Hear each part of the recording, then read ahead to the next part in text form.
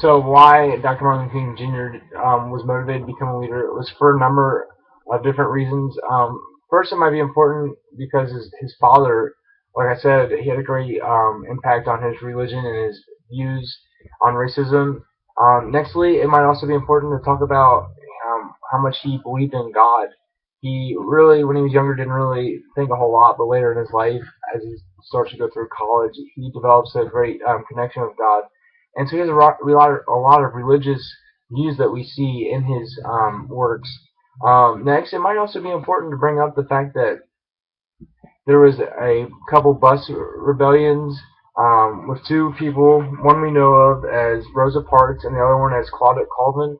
And both of these instances is when two women are sitting on a bus and they're told they have to move to the back because that's the black section, and they stand up against that. So this is when Dr. Martin Luther King Jr. is approached by a couple of the organizations he's a part of, the Southern Leadership Christian Conference, the SLC, and the NAACP, which is the National Association for the Advancement of Colored People. And Ed Nixon kind of asked him. He says, you want to lead this boycott, and so because Dr. Martin Luther King Jr. has people asking him to lead, kind of inspired him. They saw him as a young leader, new to the area, that they thought could do a lot of things, and people would look up to him. So he's got people asking him to lead.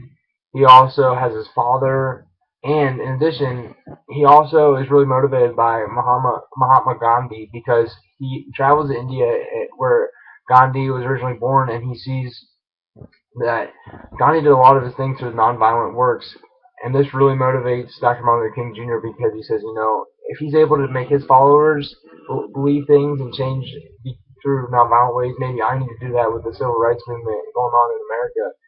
And so he brings that back, and he's motivated by that. So he's motivated in a lot of different ways, and um, I think that this really helped him to be an effective leader because he had all kinds of different motivation pulling him from different areas that he didn't want to let anybody down. And once he starts seeing some of his work, such as like getting blacks equal rights on the bus and getting them voting rights, then he's motivated more to see what he can do next. Okay, so now let's kind of look at some of the traits that we see that Dr. Martin Luther King Jr. possesses, and he's like we talked about. He's really motivated. He's also determined. He has something to live for now. He's not just that 12-year-old trying to commit suicide. He has something to live for. He has just previously gotten his doctorate's degree. He's motivated to make changes. He's actually really sociable. Anyway, he can get in front of 200,000 people all the time and give speeches about what they believe in, even when the majority of people disagree with him, don't think that it's possible. Yeah, he's definitely going to be personable, get along with people. That's a strong trait that a lot of people wouldn't have. He's also, the book talks about charisma, so he's very charismatic. On page 29 of Northhouse, they explain that charisma as the leadership's specific magnetic charm and appeal that give leaders ability to do extraordinary things. I really think this is a trait that he possessed. People trusted in what he said, how he said things. It really motivated them to follow what he did. He just had that charm about him that people wanted to see what he could do next. He was confident. He knew that he was going to do everything he could, and he was also intelligent. It took a lot of thinking to say some of the things he said, and we'll see that when I talk about rhetoric in a little bit. It took a lot for him to make changes in society, and he couldn't have done this without his education. He knew what it took. He was able to figure out the games that people played, able to figure out what he needed to say. There were some negative traits, not a whole lot.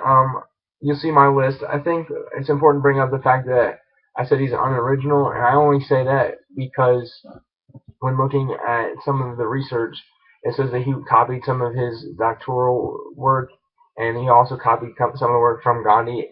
And I don't think that's a bad thing. It just depends on what other people think.